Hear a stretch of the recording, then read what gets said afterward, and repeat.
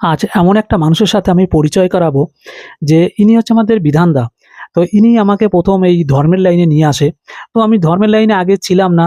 তো ইনার দোকানে বসে আমি সর্বদা ইয়ার্কি, আড্ডা, মজা যা খুশি আমি করতাম আরকি। তো ইনার সঙ্গে এমন তর্ক-বিতর্ক একেক সময় হতো যে মনে হতো যেন মারামারি লেগে যাবে, এরকম একটা জিনিস। তো ইনার কাছ থেকে আমার এই ধর্মের লাইনে আসা, ইনি আমাকে প্রথম গীতা অধ্যয়ন করতে বলে। তো আমি প্রথম গীতা অধ্যয়ন করতাম।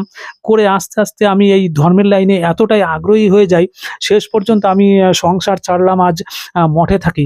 তো সম্পূর্ণ মানে এই ভগবানের লাইনে বা ভগবানের সেবা করা বা ধর্মের লাইনে আসা সম্পূর্ণ ইনার কৃতিত্ব।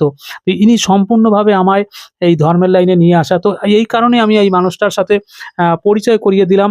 তো যাই হোক, এই মানুষটা আমাকে যে একটা শুভ পথ দেখিয়েছে তার জন্য অনেক ধন্যবাদ। তো আপনাদেরও জানাই যে গীতা পাঠ করবেন, তার জন্য অনেক সুফল আসবে। ঠিক আছে? আজকে এই পর্যন্ত। ধন্যবাদ।